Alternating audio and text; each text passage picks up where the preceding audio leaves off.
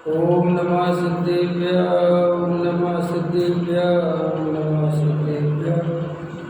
मंगल में मंगले करन वीतराग विज्ञान नमोकार जाते भई अरहंतादि महान करे मंगल करे उमा यंत कर एका जाते मिले समाज सब पावे निज बदरा इस भव तरु मूले ज्ञानो मिथ्या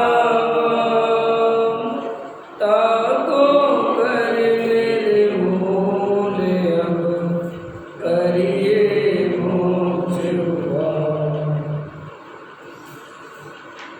मोक्ष मार्ग प्रकाशक 7वां अधिकार निश्चयवासी की स्वच्छंदता का निषेध। और देखो क्या कहते हैं, तथा आगामी उदय के भय से प्रतिज्ञा ली जाए तो उदय को विचारने से सर्व ही कर्तव्य का नाश होता है। जैसे अपने को पचता जाने उतना भोजन करे, कदाचित किसी को भोजन से अजीर्ण हुआ हो और उस भय से भोजन करना छोड़ दे तो मरण ही होगा। उसी प्रकार अपने से निर्वाय होता जाने उतनी प्रतिज्ञा करे। कदाचित किसी के प्रतिज्ञा से भ्रष्टपना हुआ हो और उस भय से प्रतिज्ञा करना छोड़ दे तो असंयम ही होगा। इसलिए जो बन सके वह प्रतिज्ञा लेना योग्य है। तथा प्रारब्ध अनुसार तो कार्य बनता ही है, तो उद्यमी होकर भोजन आदि किस लिए करता है। यदि वहाँ उद्यम करता है तो त्याग करने का भी उद्यम करना योग्य ही है। जब प्रथमावत तेरी दशा हो जाएगी तब हम प्रारब्ध ही मानेंगे, तेरा कर्तव्य नहीं मानेंगे। इसलिए स्वच्छंद होने की युक्ति किस लिए बनाता है, वने वह प्रतिज्ञा करके व्रत धारण करना योग्य ही है। तथा वह पूजन आदि कार्य को सुवास्तव जानकर ही मानता है, सो यह सत्य ही है। परंतु यदि इन कार्यों को छोड़कर शुद्धोपयोग हो तो भला ही है, और विषय कसाय रूप अशुभ रूप प्रवृत्त है तो अपना ही बुरा ही किया है।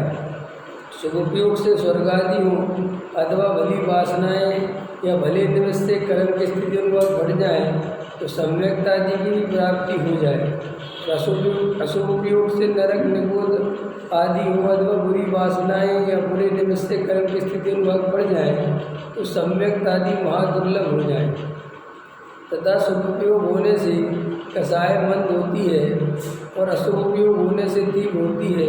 सो मंद कसाय का कार्य छोड़कर तीव्र कसाय का कार्य करना तो ऐसा ही है जैसे कड़वी वस्तु न खाना और विष खाना, सो यह अज्ञानता है। फिर वह कहता है, शास्त्र में सो अशुभ को समान कहा है, इसलिए हमें तो विशेष जानना योग्य नहीं है। ठीक है ना। यहाँ पे देखो क्या कहते टोडरमल जी कि प्रतिज्ञा जो निभ सके और जो आपको उत्साह हो वो प्रतिज्ञा तो ले लेना, एक बात हो गई।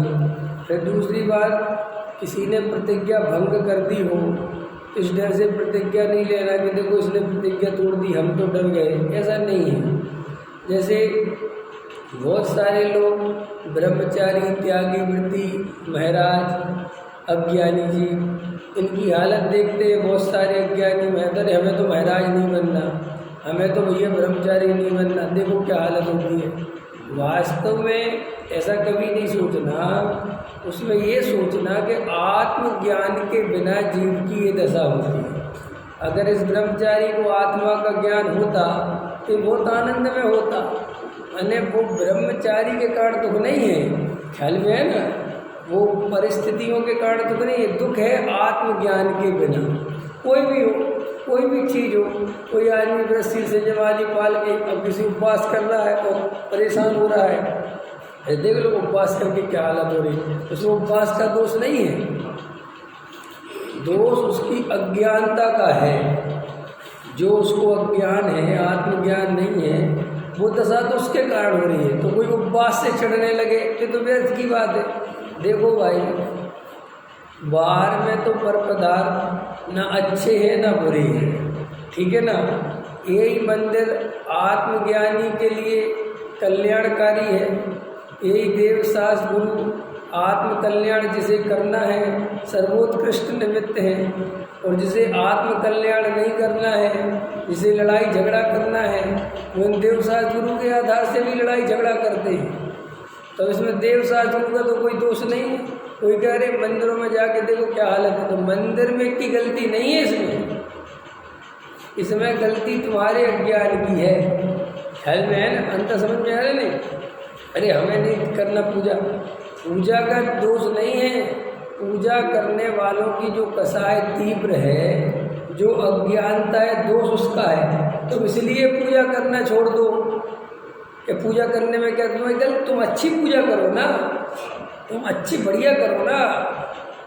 सब भीड़ में तुम्हारा मन नहीं लगता, अकेले में करो, है ना। लेकिन पूजा बुरी है ये ठीक नहीं है। अंतर समझ में आया। कोई भी बाहर में चीज़ अच्छी बुरी नहीं है, तुम उनका उपयोग कैसे करते हो ये तुम्हारे ऊपर डिपेंड करता है।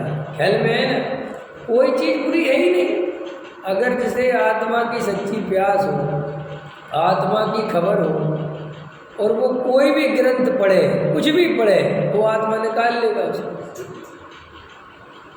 जिसे आत्मा की सच्ची प्यास हो, जिसे गहरे तत्व विचार हो, उसे किसी भी मंदिर में बैठा दो, चाहे भीम गली के बैठा दो, चाहे राम गली के बैठा दो, चाहे 10 नंबर बैठा दो, चाहे हिंसा स्थली में हो, वहाँ वेद ज्ञान कर लेगा। उसको कोई ऐसा तो पर पदार्थ ना तो अच्छे हैं और ना बुरे हैं। ऐसे अब दूसरा पॉइंट है शुभ अशुभ भाव। तो देखो भाई, कोई आदमी स्वाध्याय आदि छोड़कर, पूजा भक्ति छोड़कर मोबाइल में लगा रहे, टीवी में लगा रहे, बीवी में लगा रहे, बच्चों में लगा रहे, तो गारंटी है कि वहाँ उसको आत्मा समझने सुनने का अवसर ही नहीं है। क्यों? क्योंकि वहाँ लगा इन कामों में है। और कम से कम मंदिर आदि में आएगा, पूजा भक्ति में आएगा, तो वहाँ पे देवशास्त्र गुरु सामने निमित्त खड़ा हुआ है, स्वाध्याय में चल रहा है, तत्व चर्चा कानों में पड़ेगी, तो हो सकता है कदाचित अवसर देखा जाए निमित्त की तरफ से, तो यहाँ ज़्यादा है। ये सब निमित्त के कथन है, डरना नहीं। कार्य उपादान सही होगा, लेकिन फिर भी हमारी तरफ से कोई पूछे कि मंदिर में रहना, देवशास्त्र के समीप रहना, कि स्त्री पुत्र मकान दुकान के बीच में रहना, तो कहेंगे यहाँ रहो। अगर तुम दोनों में से तुम्हारे पास चुनने का अवसर है तो यहाँ रहो। कि क्यों? कि यहाँ पर ये वीतरागी देव है। रागी द्वेषी तो राग देश की ही निमित्त है, और वीतरागी देव वीतरागता के निमित्त है। ये अलग बात है कि निमित्त करता कुछ नहीं है, कार्य अपने उपादान से होता है। निर्णय यही होना चाहिए। कोई जीव ऐसा मानने लग जाए कि निमित्त से काम होता है, निमित्त से कोई काम, ये जो पूरा कथन है ये टूनामल जी का, इस सारा निमित्त की तरफ से, उपादान की तरफ से नहीं। निमित्त है कि कर्म की स्थिति अनुभाग कम हो जाएंगे। कर्म माने निमित्त, कर्म क्या है? निमित्त है। स्थिति अनुभाग की तो देखो 2 मिनट में ऐसा देख लो, मैंने पहले ही कह दिया ना, ये निश्चयभाषी और डांट पिलाई जा रही है। कर्म स्थिति अनुभाग द्रव्यलिंगी के कितने कम होते हैं, क्योंकि वो तो दिन रात क्या करता है? शुभ भाव करता है, और उसे संवेदन क्यों नहीं होता? पकड़ में आया ना? स्थिति अनुभाग तो समझ गए ना, उसके कितने कम होते होंगे, क्योंकि वो तो कोई पाप कार्य करता ही नहीं। हम और आप तो मंदिर में चलो मान लो नहीं भी करते उदाहरण के लिए, लेकिन मंदिर से निकल के 22 घंटे तो अशुभ ही अशुभ कर रहे हैं, और वो तो 24 घंटे शुभ भाव कर रहे हैं। तो उनके स्थिति अनुभाग तो बिल्कुल बंद कम पड़ गए होंगे, तो उन्हें संवेदनशील हो जाना चाहिए, लेकिन नहीं हुआ। लेकिन यहाँ पर निमित्त की तरफ से कह रहे हैं, अगर तुम देव शास्त्रों के समीप रहोगे, दया दान पूजन भक्ति इत्यादि में मंद कसाय रूप प्रवृत्ति पाई जाएगी, तो तुम्हारे स्थिति अनुभाग भी कमजोर होंगे, उदय इत्यादि मंद पड़ेंगे। और वे मंद पड़ेंगे तो उससे क्या होगा कि अगर तुम तत्व विचार में उतरोगे तो तुम्हें सहायता मिलेगी। बस सीधी सी बात, कोई बात नहीं। लेकिन कोई जीव शुभ, और अधिकतर होता ही ऐसा है, शुभोपयोग का निषेध इसलिए करना पड़ता है ज्ञानियों को कि जीव को अनादि काल से ही दो उपयोग पता है, शुभोपयोग और अशुभोपयोग, और ज़्यादातर काल बीतता है अशुभोपयोग में। अशुभोपयोग की प्रवृत्ति सहज जीव के अज्ञानता में चलती है, शुभोपयोग में थोड़ी सी ताकत लगानी पड़ती है, और शुद्धोपयोग में उससे ज़्यादा लगानी पड़ती है। नहीं समझ में आया? देखो, इस समझ लो, अच्छी बात है, थोड़ा समझा देता हूँ। लोग ऐसा प्रश्न भी करते हैं, ऐसे प्रश्न भी आते हैं कि साहब हमारे जीवन में हम इतना स्वाध्याय सुनते हैं, 10 साल हो गई, 15 साल हो गई, 20 साल हो गई, और हमें एक एक बात समझ में आई है। ऐसा नहीं है कि कोई बात हमें समझ में नहीं आई।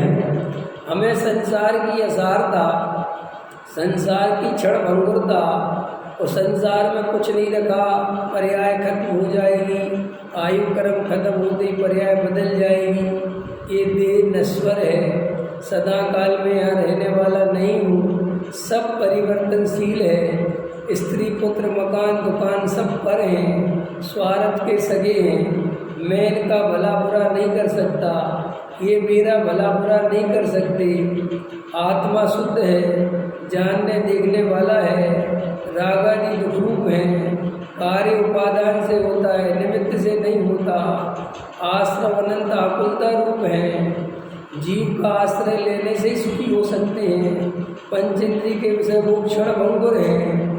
ये सारी बातें हमें बिल्कुल समझ में आ गई। नहीं आ गई? आप में से कोई ऐसा है जिसको समझ में नहीं आई? क्रोध मान माया लोभ अच्छी चीज़ नहीं है, पता है ना? हिंसा झूठ चोरी कुशील परिग्रह ये अच्छी चीज़, ये सबको समझ में आई है नहीं आई है? आ गई। फिर प्रश्न है, ये समझ में आने पर भी हमारे जीवन में परिवर्तन क्यों नहीं होता? अब प्रश्न है, इसका जवाब दो। समझ में कोई कमी है क्या? अरे बोलो, शुभ भाव में कोई कमी है क्या? शुभ भाव भी 20 साल तो हो ही गए होंगे, 25 साल तो हो गए होंगे, अगर 50 के हो तो किसी को तो 35 भी हो गए होंगे, क्योंकि 15 साल से बच्चे समझ जाने लगते और पद पूजा पाठ करने लगते हैं, तो किसी को 35 साल हो गए, किसी को 40 साल हो गए। और प्रश्न ये है कि बात बनती क्यों नहीं है, वो परिवर्तन क्यों नहीं आता? सोचना, इस प्रश्न को भी मन खड़ा कर रहे बार बार, सोचो क्यों नहीं हो रहा? जब हमें पता है, एक बार बात समझ में आ गई, क्रोध बुरा है, क्रोध करने से कोई फायदा नहीं होता, फिर भी रोज क्रोध होता है। हमें पता है मान कसाय में कोई दम नहीं होता, फिर भी रोज मान कसाय के थपेड़े खाते हैं। हमें पता है मायाचारी करना बिल्कुल बेकार है, कार्य तो जब होना होगा जैसे होगा वैसे होगा, फिर भी हम मायाचारी करते हैं। हमें पता है लोभ कसाय अच्छी चीज़ नहीं है, फिर भी हम रात और दिन रूप का लोभ मत काय का लोभ नहीं करते, पैसे का लोभ है, जात काय का लोभ करते हैं। बताओ, ये सब जानने पर भी आखिर हमारा जीवन क्यों नहीं बदलता? प्रश्न है। और अगला प्रश्न उसमें ये भी जोड़ो कि जिसे तुम बदला कह रहे हो वो आप भी जानते हो कि अंदर से नहीं बदला। नहीं समझ में? जिसे तुम बदला समझते हो कि हमने ये छोड़ दिया, हमने ये भी तुम जानते हो अंदर से नहीं छूटा है, वो भी बाहर ही बाहर छूटा है। तो फिर आखिर को छूटता क्यों नहीं है, बदलता क्यों नहीं है, हमारे जीवन में वो परिवर्तन क्यों नहीं आता? ये प्रश्न है। बहुत मन में लोगों के चलता भी है जो थोड़ा विचार करते हैं। कई लोग तो विचार ही नहीं करते। क्यों विचार इसलिए नहीं करते कि उनको झुंझुने पहले ही पकड़ा दिए कि वे विचार करें, उसके पहले क्या झुंझुने पकड़ा दिए। क्या झुंझुने पकड़े आप लोगों ने? 2-3 झुंझुने बोलो। सम्यक दर्शन की पर्याय जब काल लब्धि पकेगी, जब योग्यता पकेगी, जब सर्वज्ञ ने देखी होगी तब आएगी। एक झुंझुना। दूसरा, चारित्र मोह का उदय है। कौन सा उदय है? अभी मैं तुम लोगों से कहूँ, तुम्हें जो क्रोध मान माया लोग आते हैं, ये चारित्र मोह वाले आते हैं कि दर्शन मोह वाले आते हैं? यहाँ तो बोलोगे दर्शन मोह वाले, लेकिन बाहर पूछेंगे तो चारित्र मोह का उदय है जी। अब व्यापार धंधा घर गृहस्थी तो करनी पड़ेगी, बाल बच्चे पालने पड़ेंगे। अब बाल बच्चे करें तो शादी करनी पड़ेगी कि नहीं करनी पड़ेगी? अब ये सब आपके जीवन का कोई भी कुछ नहीं होने वाला। क्यों? क्योंकि आपने उसके उत्तर भी बाहर से इकट्ठे कर लिए, कि नहीं होने के भी उत्तर और होने के भी उत्तर। आपके अंदर कुछ ना आपने विचार किया, ना कोई पुरुषार्थ किया, ना आपने कोई गहरे तत्व विचार में उतरे, ना 6 महीने कोई ध्यान, कुछ नहीं किया, बस सीधी बोल दिया साहब तो जब पर्याय आनी होगी आएगी, सर्वज्ञ ने जब देखा होगा। तो देखो भैया, हम आपको बताएं, ये तो सम्यक दृष्टियों के साथ भी होता है। आखिर भरत जी भी तो 6 खंड का राज भोग ही रहे थे ना। ये पक्का है ना। अब आपको क्या होता है कि आपको एक सेटिस्फेक्शन हो जाता है कि हम अब। और फिर दूसरी बात, कुछ ऐसे काम करते हो जिससे एक सेटिस्फेक्शन बना रहता है कि हम लगे तो है और क्या कर रहे हैं। जैसे मैं अपन स्वाध्याय में बैठ गए, आधा घंटा शाम को स्वाध्याय में बैठ गए, सुबह बैठ गए, पूजा कर ली और 2-4 नियम ले लिए, जमी कर देते आदि छोड़ रखा है और 2-4। अब वो क्या करें, हम दान भी कर देते समय आने पर, वो ठीक है। अब के साहब सम्यक दर्शन के संवेशन के लिए तो कर ही रहे सब। सम्यक दर्शन के बुद्ध जब होना होगा वो तब पर्याय होगी, होगी, आएगी क्रम में अपनी आएगी। अंतर समझ में आया कि नहीं आया? तो ये विचार नहीं समझ में आ रहा है। इतना समय सार सुनने पर भी, इतनी आत्मा की चर्चा सुनने पर भी क्रोध मान माया लोग कम होने का नाम ही नहीं लेते। क्या कारण है? तो देखो, मैं ये सुन रहा था, इतना बढ़िया ख्याल में आया कि वास्तविकता है क्या। क्रोध मान माया लोभ ये है प्रकृति प्रदत्त। कैसे है ये? प्रकृति प्रदत्त। प्रकृति प्रदत्त माने क्रोध मान माया लोभ हिंसा झूठ चोरी कुशील परिग्रह, ये आदमी को सीखना नहीं पड़ता। क्रोध कैसे करा जाता है, इसका कोई स्कूल खुला है? अरे खुला है क्या? आपके बच्चे को क्रोध मान माया लोभ का प्रशिक्षण देते हो आप? अरे देते हो क्या? नहीं देते तो भी क्रोध मान माया लोभ अपने आप प्रकृति से मिलता है, उसे मिलता है। आप उसे कोई काम वासनाओं के बारे में प्रशिक्षण देते हो, अपने आप एक उम्र के बाद वासनाएं उठना चालू हो जाती हैं। ये सब प्रकृति प्राकृतिक है, ये आदमी के अंदर से आती है, बाहर से नहीं आती। आप अब आ जाओ बाहर, 2 और 2 कितने होते हैं? 3 और 3 4 और 4 4 तिया 12 4 पंचे 20। ये आपको अंदर से नहीं आया है, ये आपको अंदर से नहीं आया, ये आपको विद्यालय में बैठ के बार बार सुनाया गया। तो अभी बसन जी बोलो, 4 पंचे कितने होते हैं? 4 पंचे 30। अंदर कोई विरोध होता है कि नहीं 20 नहीं होते 25 होते? नहीं होते, क्योंकि अंदर को तुम्हारे 4 पंचे 20 से कुछ लेना देना ही नहीं है। वो कहता तुम्हारी जो बाहर की स्थिति है, जो बाहर का मैनेजमेंट है, इसमें मेरा कोई लेना देना नहीं, इसमें सारा मैनेजमेंट है बुद्धि का। किसका? समझ लो, ऐसा समझ लो, हमारा घर है और हमारे घर के अंदर हृदय है, जो हृदय, उदाहरण समझा रहा हूँ, वहाँ श्रद्धा, वहाँ आत्मा, वहाँ क्रोध मान माया लोभ रहते हैं। कहाँ? आत्मा के मेन पॉइंट पर, माने घर में। और जो उसकी परिधि है, जो उसके बाहर है, वहाँ रहती है बुद्धि। तो जैसे अपन घर के बाहर एक चौकीदार बैठा देते ना, तो बाहर से कोई आता है तो चौकीदार पूछता है, हु आर यू, कहाँ से आए हो, क्या काम है, किससे मिलना है? तो मकान मालिक जो उसका मेन मालिक है उसको पता चलता है सब बातें? नहीं चलता। चौकीदार उसमें से जो काम का आदमी होता है, ठीक है ना, नहीं उसमें भी कहता रुको, जानता है कि काम का आदमी है, मालिक ने ही बुलाया है, तो भी कहता रुको। और अंदर जाके कहता है फला फला व्यक्ति आया है, तो वो कहता है उसको हाँ भेज दो अंदर, ठीक है। और जिसको चौकीदार जानता है कि बिल्कुल कोई काम का ही नहीं है, उसे वो बाहर के बाहर ही मालिक नहीं निकले, चल जाओ। तो वो बाहर का चौकीदार ना तो इस बात से परेशान होता है कि कौन है कौन नहीं, उसको जैसा मालिक ने बताया इस टाइप का आदमी है तो भगाना है, काम का है तो अंदर रखना है। ऐसे ही बुद्धि जो है वो बाहर में और अंदर में। तो जैसे चौकीदार कहे एक आदमी आया था, मैंने उसे भगा दिया, अच्छा ठीक किया ना, तो वो क्योंकि दिन भर हजारों आदमी निकलते हैं, ना तो वो पूछता फिरता है कि कौन आया था और कौन, क्योंकि जो अंदर आया था बस उसे उससे मतलब है, और जो बाहर पूछ के भग गए उनकी कोई लिस्ट नहीं, उसे कोई लेना देना नहीं। तो ऐसे ही हमारे अंतर में भी, हमारे जीवन में भी एक बुद्धि है। बुद्धि क्या करती है? तुम्हारे बाहर के जीवन को व्यवस्थित करती है। बुद्धि का काम क्या है? रोड पे कैसे चलना, ट्रक आ रहा है तो कैसे बचना, तो ये सारा काम किसका है? बुद्धि का।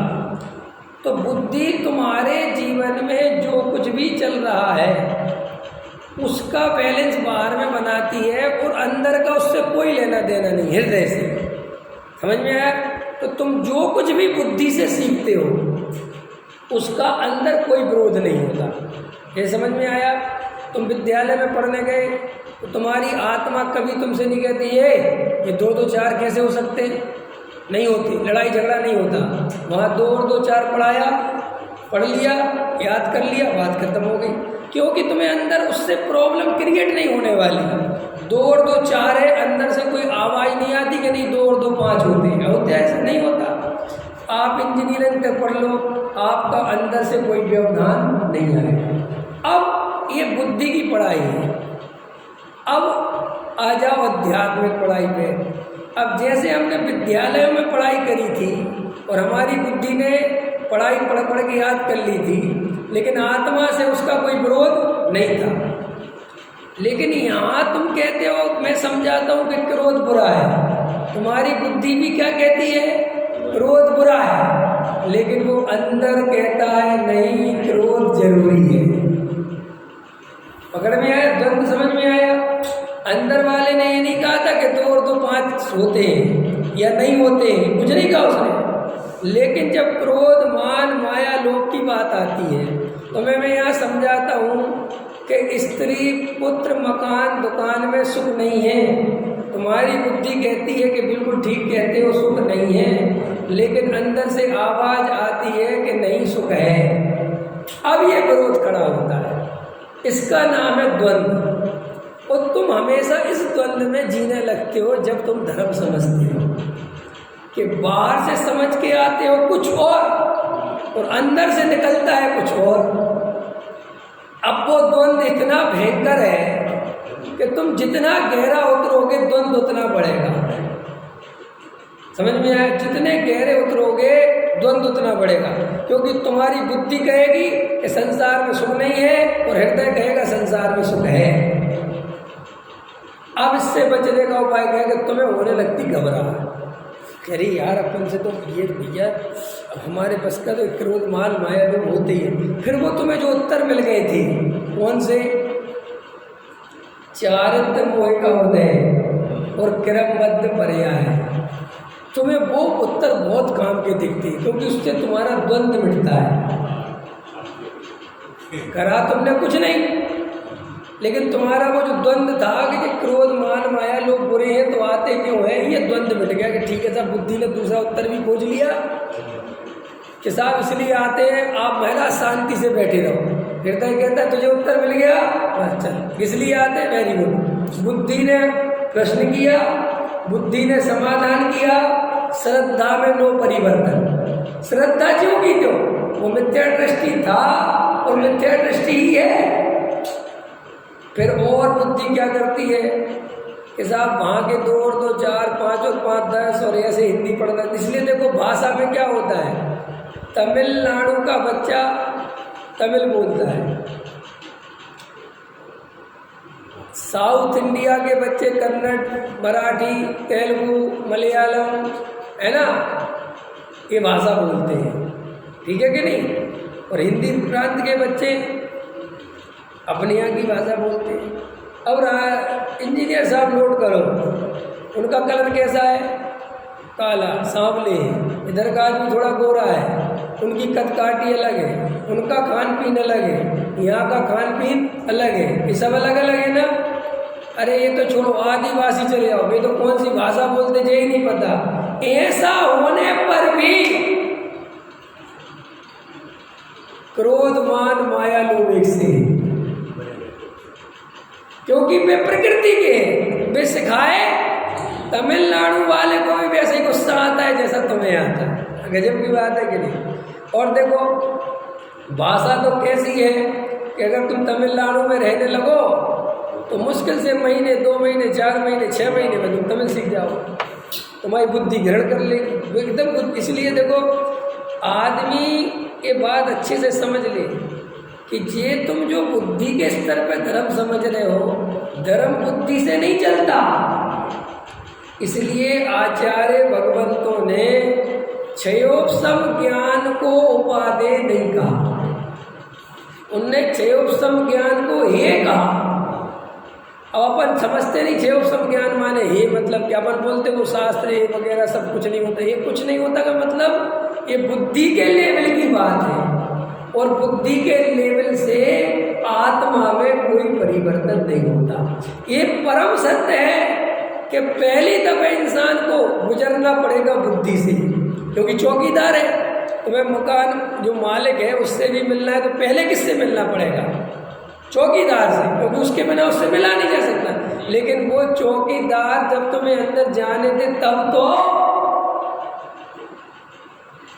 वो चौकीदार ही तुमसे 10 प्रश्न करके और समाधान करके निपटा देता है, वो मालिक से मिलने ही नहीं देता। वो कहता समस्या क्या, समस्या ये नहीं समझ में आया। तुमने यहाँ आत्मा की बात समझी, तुमने कहा आत्मा चाहिए, तो बुद्धि ने कहा क्या चाहिए तुम्हें, तुमने कहा आत्मा, तुमने कहा अच्छा आत्मा चाहिए तो सुनो पढ़ो, मैंने कहा वेरी गुड। अब वो अंदर जो हृदय बैठा वहाँ तक बात ही नहीं पहुँची, ये बात ऊपर ही हुई, ऊपर ही समाधान मिल गया कि क्या मिल गया कि पढ़ो। अब तुम पढ़ने लग गए, अब पढ़ने लग गए तो बुद्धि तो मेमोरी की तरह है, जो जो तुमने पढ़ा उसने सब याद कर लिया।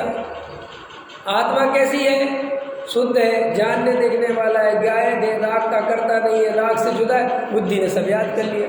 अब तुम बुद्धि के पास फिर गए कि अभी मुझे वो सब कर तो लिया, आत्मा तो मिलता नहीं, आनंद तो आता नहीं, तो फिर बुद्धि जवाब देगी वृषि संयम तो कर, कुछ करता तो है नहीं, तुम क्या करने लगे वृषि। अब ये सारा खेल ऊपर ही ऊपर है, वे क्रोधमान माया लोग तक खबर ही नहीं पहुंच रही कि हमें नहीं होना है। ये सारा बुद्धि समझा रही है क्रोधमान माया लोग बुरे हैं, और बुद्धि समझ रही है कि क्रोधमान माया लोग बुरे हैं, और जो बुरे हैं उन तक खबर ही नहीं पहुंच रही कि हम बुरे हैं। पकड़ में आया।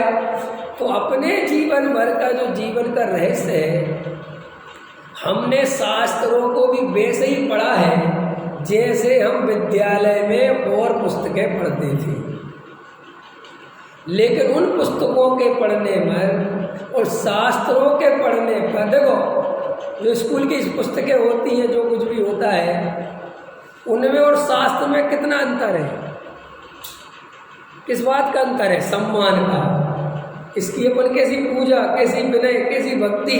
कह रहे भैया ये जिनवाणी माँ है और शास्त्रों को बड़ी गंभीरता से पढ़ना होता है। स्कूल में जब अपन पढ़ते थे तो खेलने भी चले गए, गप भी मार ली, दो बातें भी कर ली, स्कूल का टीचर पढ़ा रहा है, लेकिन शास्त्र सभा में सावधान और एकदम अलर्ट होकर गंभीरता पूर्वक ये बात सुननी है, क्योंकि ये बात वैसी नहीं सुननी है जैसी स्कूल की सुनी थी। स्कूल की बात में और उस बात में अंतर है कि स्कूल की बात बुद्धि तक जानी है और इसको हृदय तक ले जाना है। तो हृदय तक ले जाने के लिए बहुत गंभीर होना जरूरी है। लेकिन क्या हुआ कि हमने वो बुद्धि के लेवल पे समझना चालू किया, तो हम जैसे विद्यालय में पढ़ते थे बिल्कुल ऐसे ही यहाँ आके पढ़ने लगे। हमारे स्कूल की पढ़ाई में और धर्म की पढ़ाई में कोई अंतर ही नहीं बचा, और थोड़ा बहुत अंतर रह भी गया था तो धर्म की परीक्षा होने लगी, कॉपी जचने लगी, नंबर मिलने लगे। तो क्या हुआ कि जो बहुत थोड़ा बहुत अंतर दिखता भी था, आपको वैसे एक बात बता देता हूँ, ये कोई नहीं बताया, बहुत खतरनाक बात बता रहा हूँ लेकिन बता देता हूँ, ऐसे थोड़ा सुन लेना शांति से, लड़ने लग जाओ। जितनी स्थिति खराब धर्म के क्षेत्र में, अगर आत्मा की सच्ची रुचि नहीं हो तो बता रहा हूँ शास्त्री की होती है, इतनी बुरी रुचि किसी की तुम्हारी नहीं, इतनी बुरी। पूछो क्यों?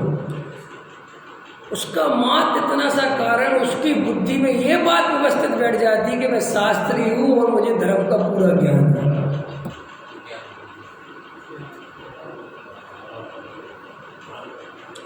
और वो फिर कुछ नहीं करता वो। और कहीं तुम पूछोगे भी, कह रहे भैया तुम हमें बात दिखाई नहीं देते, हम शास्त्री हैं जी, हमने सब पढ़ रखा।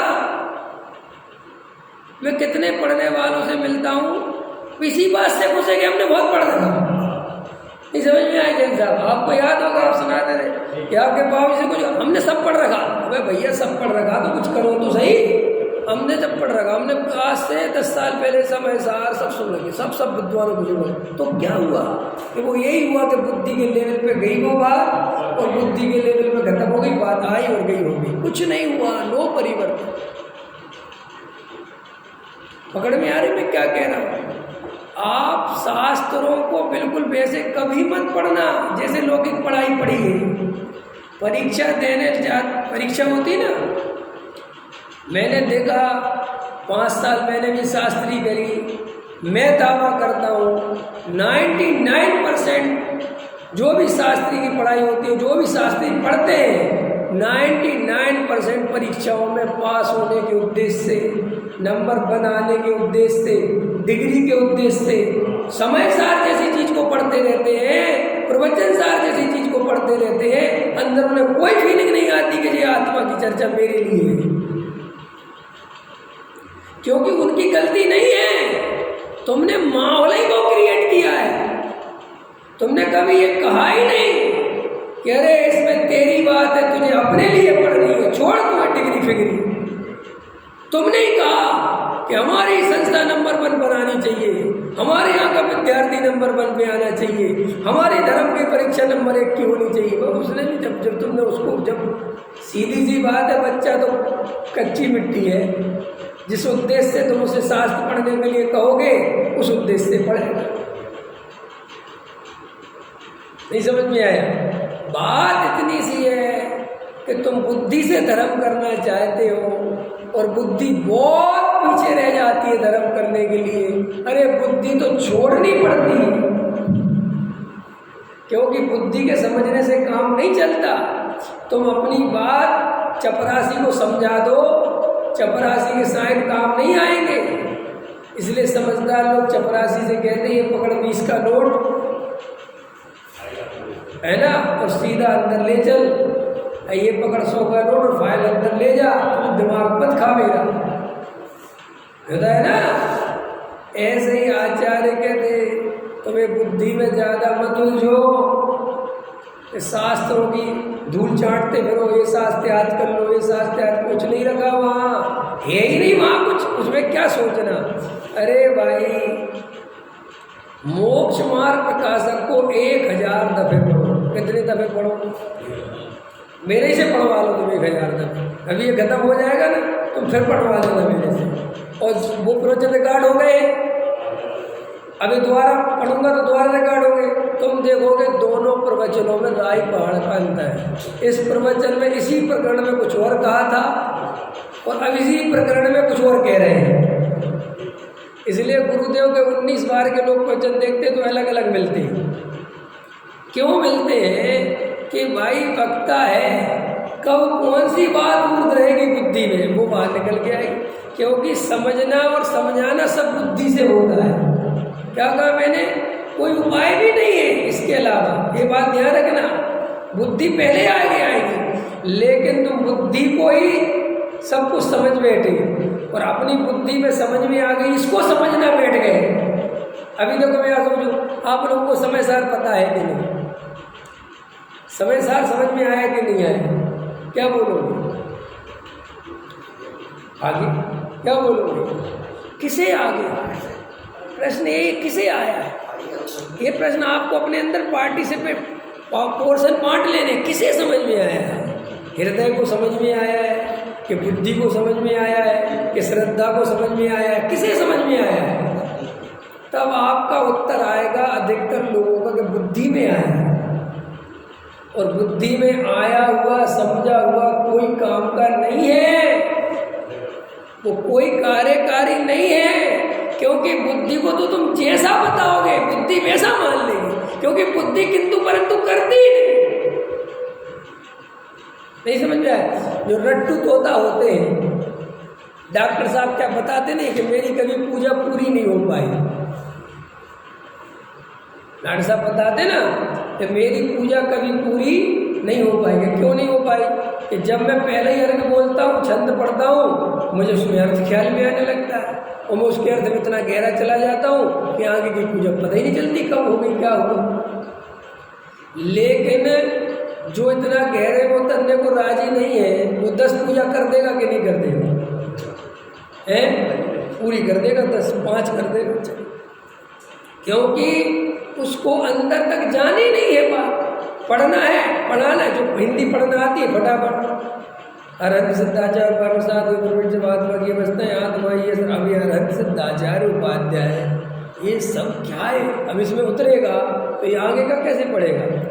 इसलिए जो रट्टू तोते होते हैं वे शास्त्र भी रट लेते हैं, शास्त्र की बातें याद कर लेते हैं और याद कर करके दूसरों को सुनाते हैं, और दूसरों को सुनाते हैं तो सुनने वाले भी खुश होते हैं, सुनाने वाला भी खुश होता है। और कोई ये नहीं पूछता कि ये जो तुमने सुनाया है ये तुम्हारे हृदय में है कि नहीं, ये तुम्हारे अनुभव में है कि नहीं।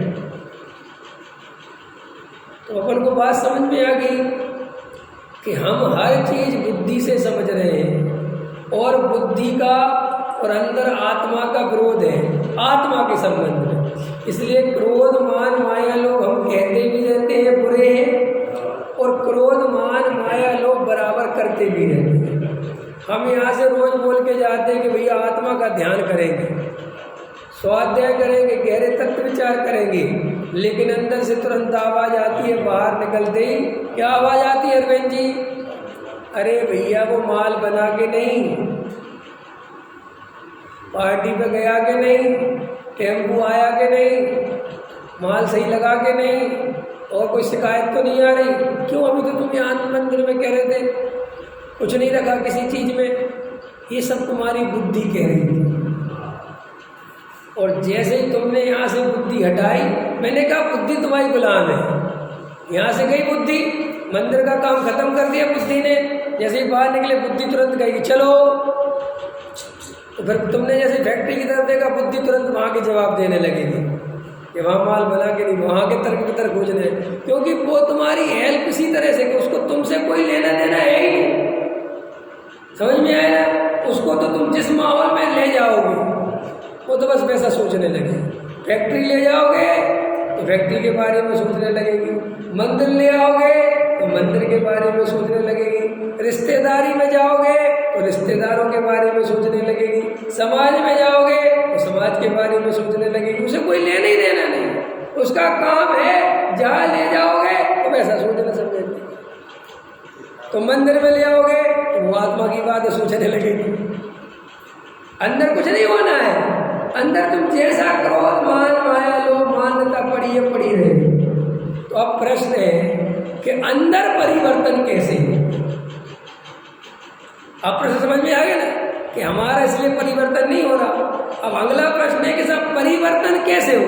तो बिल्कुल सरल उत्तर है कि बुद्धि की बात को हृदय में ले जाना है। जहाँ से वो क्रोध मान माया लोभ उत्पन्न होते हैं वहां तक ये बात ले जानी है कि क्रोध मान माया लोभ अच्छे नहीं है। नहीं समझ में आया? पकड़ में आ रही आपको मेरी बात? तो वहां तक ये बात पहुंच गई तो फिर परिवर्तन होगा। उसी का नाम है सम्यक दर्शन, उसी का नाम है कि श्रद्धा परिवर्तित हो गई, उसी का नाम है आत्मानुभव। वो आत्मानुभव पहुंचना मतलब क्या? आत्मानुभव होना मतलब क्या? सब प्रक्रियाओं से पार हो जाना और अंतरंग हृदय में चले जाना, उसका नाम आत्मानुभव है। अब उसका सीधा सा गणित है कि उसके लिए गहरे तत्व विचार में उतरना पड़ेगा। ये झुंझुनों से काम चलने वाला नहीं। अब वो तुम अभी जब बुद्धि कह रही कि तुमको सही कह रहे हो, अभी क्या कह रही बुद्धि पहले वो कह रही ना एकदम सही, लेकिन ये बुद्धि कह रही है, ये भी हृदय तक नहीं पहुंची ये बात। पकड़ में आ रही मेरी बात? और तुम दूसरों से भी कहने लगोगे कि गहरे तत्व विचार से आत्मकल्याण होता है, और वो तुमसे पूछ ले ठीक कह रहे हो, तुम खुद कितना करते हो? तो वो मैं कर थोड़ा थोड़ा चलता है। तो जोर से, बहुत जोर से तो बोल रहा था तू, बोल तो कितने जोर। अभी अरविंद जी से कोई पूछे, अब अरविंद जी रोज मेरी पाठशाला में बैठते हैं, तो इनसे कोई पूछे कि सम्यक दर्शन कैसे हो, अरविंद जी क्या बोलो? पूजा पाठ से होगे ऐसा तो नहीं बोलोगे, दयादान से होगा ऐसा तो नहीं बोलोगे, क्या बोलोगे? हमारे पंडित जी ने भाई साहब हमें इतना बढ़िया याद करा दिया है कि गहरे तत्व विचार के बिना सम्यक दर्शन नहीं होता। और देखो बंदा बोल भी रहा है कि हमें पंडित जी ने याद करा दिया है। याद कर लिया, क्या याद कर लिया? कि गहरे तत्व विचार के बिना सम्यक दर्शन। तो ये बिल्कुल वैसे ही याद कर लिया है जैसे दूसरे ने ये याद कर लिया है कि पूजा पाठ के बिना सम्यक दर्शन नहीं होता। ऐसे तीसरे ने ये याद कर लिया है कि मुनि बने बिना धर्म नहीं होता। चौथे ने ये याद कर लिया है कि शास्त्रों को पढ़े बिना धर्म नहीं होता। पांचवें ने ये याद कर लिया है कि काशी स्वामी को माने बिना सम्यक दर्शन नहीं होता। छठवें ने ये याद कर लिया है कि दिगंबर धर्म में आए बिना सम्यक दर्शन नहीं होता। सातवें ने ये याद कर लिया है, सबने याद ही कर लिया है सब एक ही थाली के चट्टे बट्टे, वहां परिवर्तन किसी में कुछ नहीं है। और बस तुम क्या करते हो? तुम ग्रुप क्रिएट कर लेते हो। तुम्हारी मान्यता वाले, तुम्हारे जैसे रटने वाले जो मिल गए, तुम्हारा वो समूह बन जाता है और उनके तुम ठेकेदार बन जाते हो। यही तो होता है और यही हो रहा है और यही होगा, क्योंकि ये भी एक वस्तु का स्वरूप है।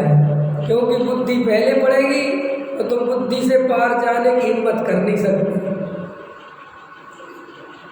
क्योंकि उसको जाने के लिए बैठना पड़ेगा। सीधी सी बात, बुद्धि को छोड़ना ही पड़ेगा। बुद्धि को अभी बुद्धि कह रही है क्रोध मान माया लोग बुरे हैं, लेकिन अभी बाहर निकलोगे और जरा सा पत्नी से कुछ होगी और क्रोध आएगा तो अंदर से आवाज आएगी, अरे क्रोध जरूरी है, नहीं पत्नी सिर पे चढ़ जाएगी। ये बच्चे को डांटेंगे नहीं तो बिगड़ जाएगा। अब भी अंदर से मान कसाय बुरी है, ये अच्छी चीज नहीं है, इससे किसी का भला नहीं होता, और बाहर देखे पत्रिका में हमारा नाम नहीं है। ये कार्यक्रम में हम नहीं जाएंगे। मुझे क्या समझता है, संस्था ही बेकार है। क्या हो गया भैया? अरे देख रहे, हमारा नाम भी छापा तो 8वें नंबर पर, जबकि हम बड़े विद्वान हैं, हमारा पहले नंबर पर होना चाहिए। और हमसे पहले हमारे जूनियर का छाप दिया, और अभी कह रहा था मान घसाए पूरी है। फिर तुम कहोगे पंडित जी अब क्या कह रहे? हाँ, वो हमें मत बताओ। चारक मोह का होना तो भरत जी का भी था। अभी भरत जी को ले आए, हर कोई नहीं जाता भरत जी को, ये भी समझ लो। समझ में? कई सुदर्शन को लेके आते हैं जब जैसी परिस्थिति बन जाए। नहीं समझ में आया? अपन तो इतने बदमाश है, अपनी पत्नी को सीता का पाठ पढ़ाते हैं और खुद रावण का पाठ पढ़ते हैं। जितने भी पति हैं, देखो सीता, देखो सीता, देखो सीता। वो पत्नी नहीं कह पाती देखो राम। नहीं समझ में आया? वहाँ कुछ अपनी बारी पे कुछ नहीं, सब एक लिखा है किसी ने, सब अपनी पत्नी को सीता देखना चाहते हैं, लेकिन कोई राम बनने को तैयार नहीं। सब रावण ही बने रहना चाहे। ख्याल में आएगा नहीं? हाँ, खुद दूसरों की स्त्रियों को देखते रहेंगे खूब, और अपनी स्त्री जरा सा किसी पुरुष से बात ही कर ले तो उसके बिल्कुल है क्या तरीका है, तुम्हें लज्जा नहीं है, लो उसको, और तुम्हें खुद की लोक लाज कहाँ है? तो ये तो सब अपने दोष छिपाने के लिए ये सब प्रोपेगेंडा चलाता है। त्यागी वृत्ति को कभी भरत जी याद नहीं आती, देख लेना। तो त्यागी वृत्ति होगा उसको भरत जी नहीं आएगी, उसको बाहुबली आएगी, या उसको दीक्षा लेने हुए याद आएगी, या वो शमशान में कौन चले गए जाते थे, वो सेठ सुदर्शन, और देखो सेठ सुदर्शन का सीन। ख्याल में है ना? ये सब समझ लेना, इस सब इनका क्या यूज हो रहा है। सब अपनी अपनी कसाय के पोषण के लिए उपयोग कर रहे हैं। जो बहुत भक्त हैं भगवान के, उनको हमेशा मैना सुंदरी याद आएगी, और वो कौन थी, कल किसका नाम लिया था, गजमोती, मनोमती, वो याद आएगी। ख्याल में है ना? ऐसे ही चलता है। आपको इन ऐतिहासिक जो महापुरुष हुए हैं महापुराणों में, आप देखोगे गहराई में जाके कि हमने यहाँ पर सीता को क्यों याद किया, तो आप गहराई में जाके देखोगे हमने अपनी कसाई के पोषण के लिए किया। कोई हमें सीता के प्रति वो भक्ति नहीं है, कोई राम के प्रति भक्ति नहीं है, हमने अपनी कसाई के लिए। तो जब आप गहराई में जाके देखोगे तब आपको पता चलेगा कि हम अंदर कितने खोखले हैं धर्म के नाम पर। हमारे पास क्या है बातों के अलावा? 10-20 क्रियाकांड और बातें, 10-20 क्रियाकांड और बातें, बस। बातें तुम्हारी दुनिया में तुम्हारे धर्म से बड़ा धर्म नहीं, तुम्हारे जैसे कोई शास्त्र नहीं, तुम्हारे यहाँ जितने शास्त्र किसी के नहीं, तुम्हारा धर्म बना दिया जाता है, और ये है और वो है, जैसे 10-20-50 बातें अहंकार के पोषण के लिए, और वे 10-20-50 क्रियाएँ कि हम तो चींटी की भी रक्षा करते हैं, हम तो एक इंद्री की भी रक्षा करते हैं। वही 10-20 बात। ये भी कोई तुम्हें आत्म वैभव की तरफ से नहीं है, ये तो हर व्यक्ति पापी से पापी संप्रदाय भी अपने अहंकार के पोषण के लिए अपने पंथ संप्रदाय को अच्छा मानता है। ये कोई तुम्हें आत्मा मिल गया इसलिए तुम जैन धर्म की महिमा करते हो, इसलिए नहीं है। और तुम्हें जैन धर्म की महिमा है भी नहीं इसलिए कि तुम्हें आत्मा मिल गया, तुम जैन हो इसलिए तुम्हें जैन धर्म की महिमा। अंतर पकड़ में आके कितना बड़ा अंतर कर दिया। और जैन हो इसलिए जैन धर्म की महिमा है, तो इसमें कोई आश्चर्य नहीं है, क्योंकि फिर वो जिस धर्म में जो पैदा होता है उसे हर किसी को अपने अपने धर्म की महिमा होती है। उसमें क्या है? और जैन धर्म परम सत्य होने पर भी अगर तुम्हें आत्मानुभव नहीं हुआ तो आज जैन धर्म के गीत गा रहे हो, कल किसी और पंथ संप्रदाय में जन्म लोगे, उसके गीत गाओगे। इसमें क्या है? क्या कुछ होना, क्या दम इन बात में? अभी त्रियंच गति में चले जाओगे, कौन सा धर्म बचेगा? नरक गति में चले जाओगे, दो गति में चले जाओगे, मनुष्य गति में भी आकर कहीं और जन्म ले लोगे, क्या बचेगा?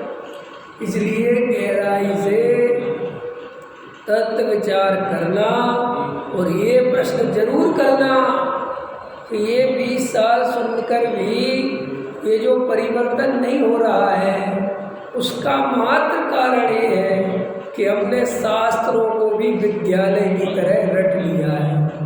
इसलिए देखो, विद्यालय चलाना आसान है मैत्री सेन जी, दुनिया को पाठ पढ़ाना, कॉलेज पढ़ाना बहुत आसान है, क्योंकि वहाँ कुछ है ही नहीं विरोध की।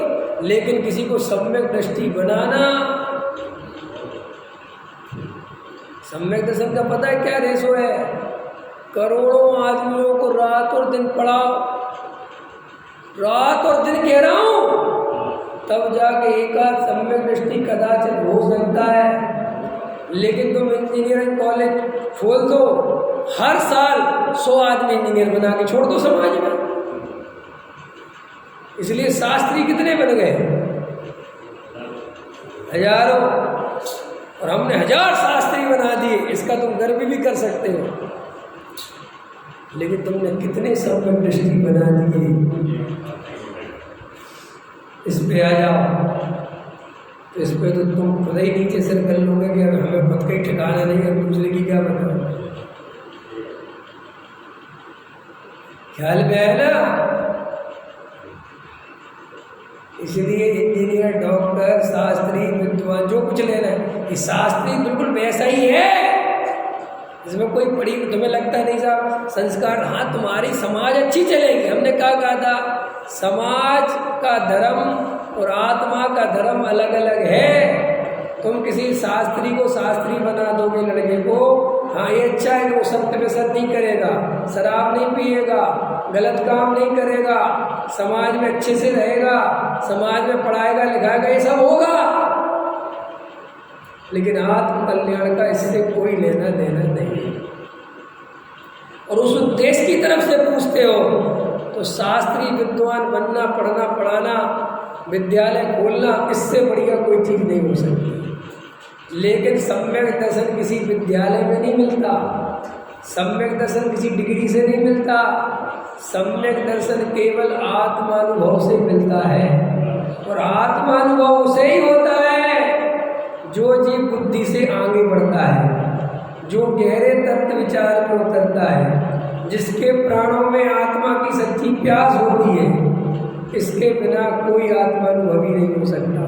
इसलिए आत्मानुभवी लोग बहुत कम है संसार में, याद रखना। शास्त्र पढ़ने वाले, पढ़ाने वाले, बड़े बड़े करणानी लोग, बड़े बड़े अध्यात्म के, बड़े बड़े इसके उपन्यास सब के क्या आता है, लेकिन आत्मा के अनुभव पुरुष बहुत कम हैं।